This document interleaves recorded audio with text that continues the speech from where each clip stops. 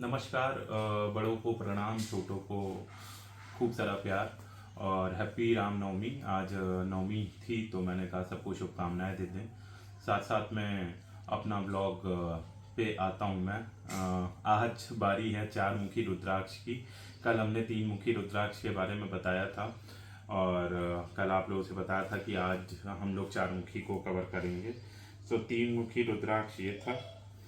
तीन मुखी रुद्राक्ष की कीमत भी बता दूं। ये नेपाली रुद्राक्ष है जिसके बारे में कल आपको बताया था कि इसमें तीन धारियां होती हैं और इसके फायदों के बारे में बताया था। नेपाली रुद्राक्ष अगर आप तीन मुखी लेते हो तो आई बिलीव आपको नेपाली तीन मुखी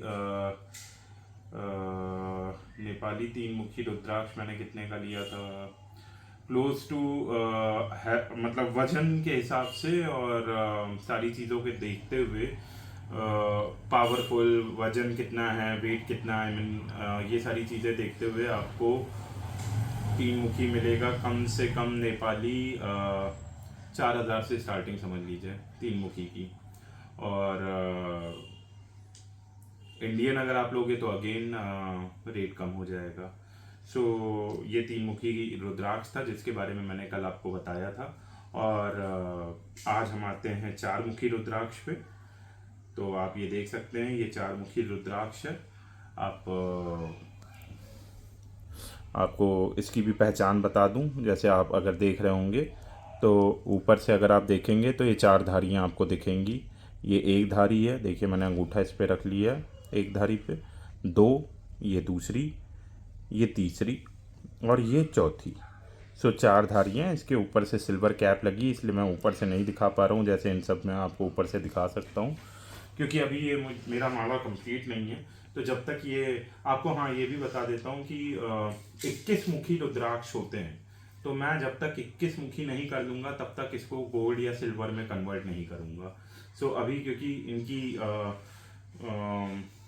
सबके रीच में नहीं है, असली चीज़ें बहुत मुश्किल से मिलती हैं और बहुत कॉस्टली होती हैं, इसलिए मैं मतलब मेरा अभी इतना बजट नहीं है। जैसे जैसे मेरा मतलब मेरे पास आमदनी होती है तो मैं एक एक करके बढ़ाता जा रहा हूँ। धीरे धीरे मैं स्टेप बाय स्टेप बढ़ रहा हूँ और इसी तरह से बढ़ता रहूँगा और आप लोग को उसके फ़ायदे बताता रहूँगा। तो अभी के लिए वापस से हम आ जाते हैं चार मुखी रुद्राक्ष पे।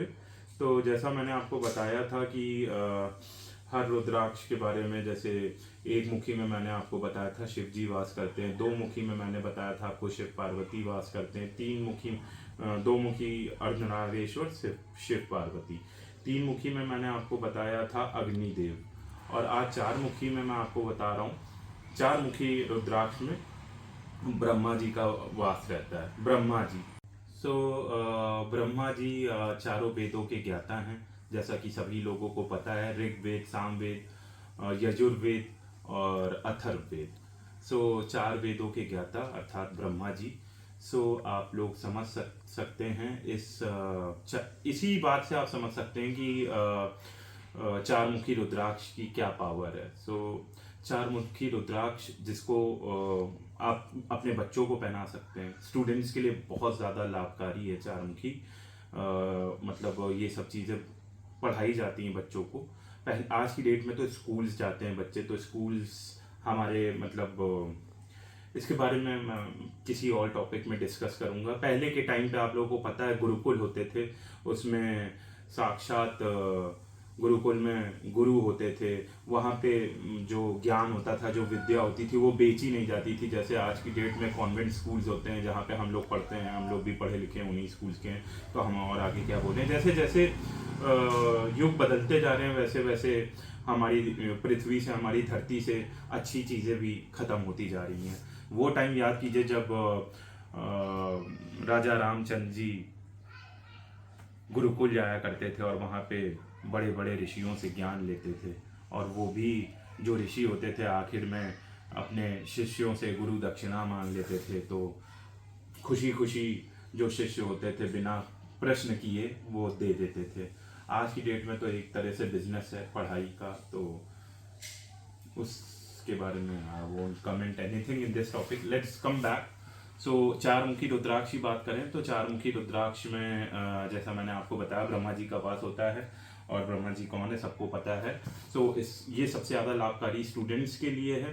साथ साथ में आपकी ये नॉलेज बढ़ाएगा अगर आपकी सोच सकारात्मक है। सकारात्मक मतलब शुद्ध हिंदी मैंने बोल दी ये पॉजिटिव है तो और पॉजिटिव करेगा, और अगर आपकी सोच नकारात्मक है मतलब नेगेटिव, तो आपकी नेगेटिविटी आपके पास से हटाएगा। सबसे बड़ा काम इसका ये है, आपको सकारात्मक सोच वाला इंसान बनाएगा।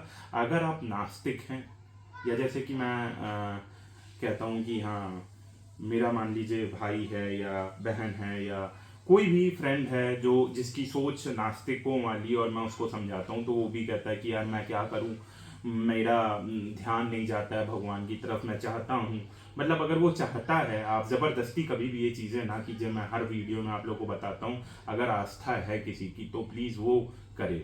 तो जो चाह करके नहीं कर पा रहा है चीज़ों को, तो उसके लिए आप चार मुखी उसको भी दे सकते हैं, क्योंकि ये आप अगर नास्तिक हैं तो आपको आस्तिक बनाएगा। मतलब आपको, जैसे कि मैंने बताया था, नेगेटिव सोच आपकी पॉजिटिविटी में कन्वर्ट करेगा आपको। So this is the reason why you should own 4 मुखी रुद्राक्ष। आपको 4 मुखी रुद्राक्ष इसीलिए पहनना चाहिए। सबसे बड़ा रीज़न जो मैंने आपको बताया, बाकी बहुत सारे फायदे हैं 4 मुखी रुद्राक्ष के, लेकिन मेन फायदे यही हैं कि आपको नॉलेज आपको बढ़ाता जाएगा। आपकी नॉलेज अगर आप पहनेंगे इसको, आपका कॉन्फिडेंस हाई करता रहेगा। आप कोई भी चीज़ अगर पढ़ेंगे, जैसे स्टूडेंट्स पढ़ते हैं, उनकी लर्निंग कैपेसिटी अगर कम है तो बढ़ेगी, याद करने की क्षमता उनकी बढ़ेगी अगर वो 4 मुखी रुद्राक्ष धारण करते हैं तो। सो दिस इज़ अबाउट 4 मुखी रुद्राक्ष। 4 मुखी रुद्राक्ष आपको इसी वीडियो में मैं बता देता हूँ कि 4 मुखी रुद्राक्ष आपको ईजिली मार्केट में मिल सकता है। ये नेपाली रुद्राक्ष, अगर आप 4 मुखी रुद्राक्ष लेंगे तो आपको बेयर मिनिमम 500 से लेकर के 1000 के बीच में मिल जाएगा। 4 मुखी रुद्राक्ष ज़्यादा कॉस्टली नहीं है, तो आप इसको ईजिली ले सकते हैं। मतलब एक नेपाली रुद्राक्ष की मैं बात बता रहा हूँ, बाकी तो ये सब इंडिया में तो बहुत ही होते हैं और बहुत कॉमन है रुद्राक्ष 4 मुखी और 5 मुखी भी। तो कल का जो टॉपिक होगा उसमें हम 5 मुखी के बारे में बताएंगे कि 5 मुखी क्या होगा, और ऐसे ही ये हमारी सीरीज चलेगी। आपको ये भी बताते हैं 21 मुखी तक होते हैं रुद्राक्ष। तो मेरा ये जो ड्रीम है, मतलब जो मैंने पहने हैं अभी तक, ये 21 मुखी तक नहीं, लेकिन फॉर श्योर अगर आप लोगों ने मुझे सपोर्ट किया और अपना प्यार दिखाया तो मैं आपको पूरा कंप्लीट 21 मुखी तक का अपना, जब माला बनता रहेगा, जैसे जैसे ये बढ़ता जाएगा, मैं आपको उसकी नॉलेज देता जाऊंगा।